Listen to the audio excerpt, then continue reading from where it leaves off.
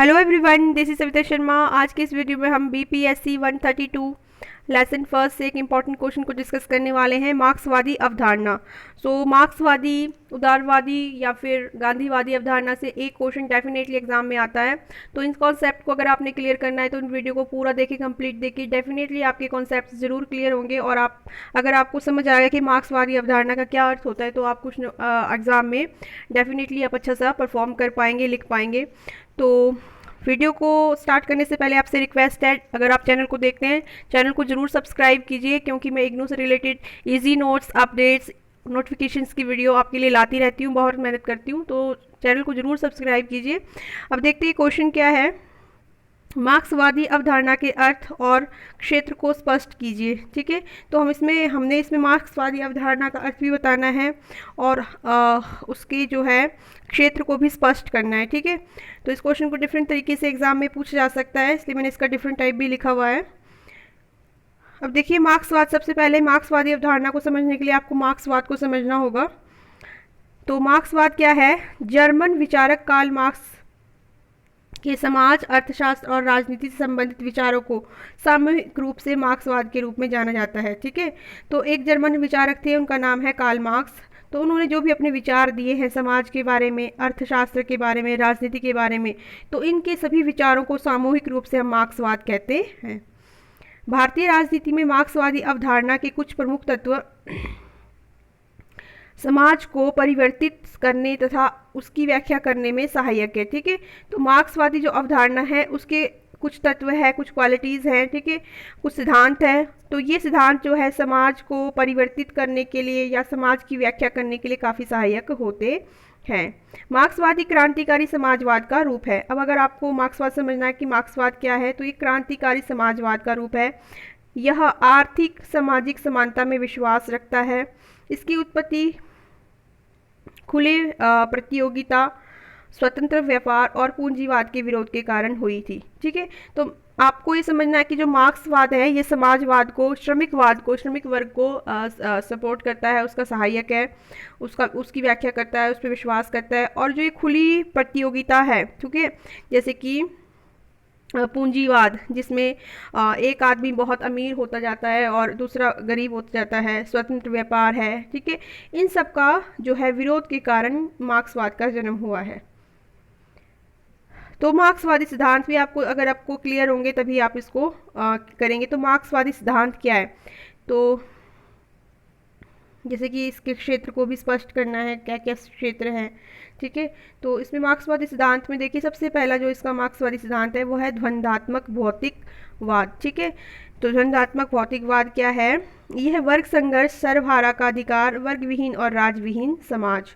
ठीक है, तो वर्ग संघर्ष मतलब दो वर्गों के बीच में संघर्ष चलता रहता है, पूंजीपति और श्रमिक वर्ग, उसको वर्ग संघर्ष कहा गया है। सर्वहारा का अधिकार, ये भी श्रमिक वर्ग का अधिकार हो जाएगा, ऐसा मानते हैं मार्क्सवादी विचारक। और वर्ग ही विहीन, राज्य विहीन समाज की स्थापना होगी, जिसमें कोई भी वर्ग नहीं होगा, कोई भी ग्रुप नहीं होगा कि अमीर, गरीब, पूंजीपति, है ना, श्रमिक, ये कोई वर्ग नहीं। ऐसी इस वर्ग के विहीन समाज की ये कल्पना करते हैं या फिर इसके विचार रखते हैं। ठीक है, तो मार्क्सवादी अवधारणा जो है द्वंद्वात्मक, ये तो थी इसकी मेन मतलब इसकी क्वालिटीज़। ठीक है, सिद्धांत की। अब देखिए मार्क्सवादी अवधारणा द्वंद्वात्मक भौतिकवाद के सिद्धांत को लागू करता है। इस सिद्धांत के अनुसार समाज में दो वर्ग है। तो इसी को आपने एक्सप्लेन करना है कि भौतिकवाद के सिद्धांत क्या है। इसके अनुसार जो है समाज दो वर्गों में विभाजित है, पूंजीपति वर्ग और श्रमिक वर्ग। ठीक है, एक धनवान वर्ग है और दूसरा निर्धन वर्ग है। दोनों वर्गों के हितों में विरोध है। तो मार्क्सवादी विचारधारा में ये मानता है कि ये दोनों जो वर्ग है, पूंजीपति वर्ग और निर्धन वर्ग, इनके आपस में हित डिफरेंट है, विरोध है इनमें, अतः विरोधी वर्गों में संघर्ष होना आवश्यक है। तो इसी को द्वंद्वात्मक भौतिकवाद का नाम दिया गया है, जो इन दोनों के बीच, वर्गों के बीच हमेशा संघर्ष चलता रहता है। ठीक है, क्योंकि संघर्ष तो होना लाजमी है जब इन दोनों के हित विरोधी है आपस में। तो दूसरा है मार्क्सवादी अवधारणा ऐतिहासिक भौतिकवाद के सिद्धांत को भी लागू करता है। तो इसमें क्या है कि ऐतिहासिक भौतिकवाद में इस सिद्धांत के अनुसार समाज की दशाओं में प्राचीन समय से ही परिवर्तन हुए हैं। तो ऐतिहासिक भौतिकवाद शुरू से ही चला आ रहा है, प्राचीन काल से ही इसमें काफ़ी परिवर्तन हुए हैं अथवा हो रहे हैं। ठीक है, ये कौन मानता है? मार्क्सवादी विचारक मानते हैं कि जो समाज की दशा है उसमें प्राचीन समय से ही परिवर्तन होते रहे हैं, और ये परिवर्तन जो भी हो रहे हैं ये आर्थिक कारणों से हो रहे हैं। मतलब इनकी मेन वो है पैसा। ठीक है, आर्थिक। इस सिद्धांत के अनुसार संपूर्ण इतिहास के विकास की आधारशिला आर्थिक कारणों की क्रिया तथा प्रतिक्रिया का परिणाम है। ठीक है, तो जो भी विकास हुआ है, ठीक है, जो भी समाज का विकास हो रहा है प्राचीन समय से, या तो ये आर्थिक कारणों की क्रिया के कारण या प्रतिक्रिया के कारण, मतलब इसका लेना देना आर्थिक कारणों से ही है, ऐसा विचारक मानते हैं।